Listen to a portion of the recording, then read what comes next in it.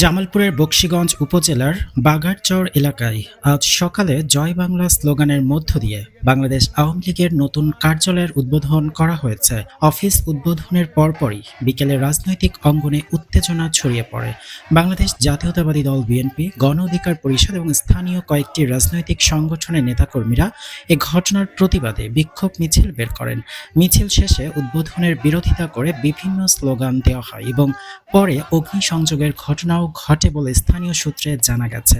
এদিকে বকশীগঞ্জের জুলাই যোদ্ধা স্থানীয় সংগঠন ভিন্নধর্মী কর্মসূচি ঘোষণা করেছে।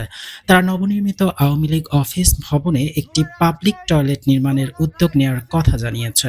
এ ঘটনায় এলাকায় রাজনৈতিক উত্তেজনা বিরাজ করছে। পরিস্থিতি নিয়ন্ত্রণে রাখতে স্থানীয় প্রশাসনের নজরদারি জোরদার করা হয়েছে বলে জানা গেছে।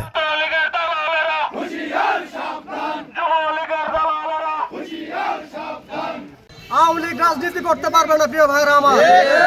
আওয়ামী লীগের রাজনীতি জুলাই আগস্টের মাধ্যমে বাংলাদেশের মাটিতে কবর রচনা হয়েছে, কিন্তু আজকে এই জায়গায় আওয়ামী লীগের কিছু দূষর স্বৈরাচারের প্রেতাত্মা যে দুঃসাহস দেখিয়েছে, সেই দুঃসাহসের তীব্র নিন্দা এবং প্রতিবাদ জানাচ্ছি প্রিয় ভাইরা।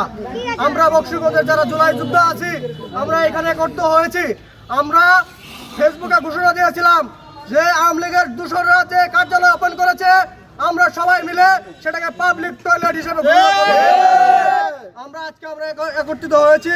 আওয়ামী লীগ যে কার্যালয় ঘোষণা করেছিল, আমরা সেই কার্যালয়কে আজকে পাবলিক টয়লেট হিসেবে নিয়ে জায়গায় স্লোগান দিয়ে বঙ্গবন্ধু ছবি দিয়ে তারা এই জায়গা উদ্বোধন করতে বোঝা গেছে। কিন্তু আমরা যারা জুলাই যোদ্ধা ছিলাম বা আমরা যারা বকশীগঞ্জের সচেতন নাগরিক আছি, বিগত আওয়ামী লীগ সরকারের 17 বছরের শাসনামল আমরা দেখছি, এবং কি বিশেষ করে 5ই আগস্টে যে আওয়ামী লীগ সরকার সাধারণ ছাত্র জনতার উপর যে গুলি চালিয়েছে, নির্বাচনের গুলি চালিয়েছে, এর মধ্যে আমি একজন।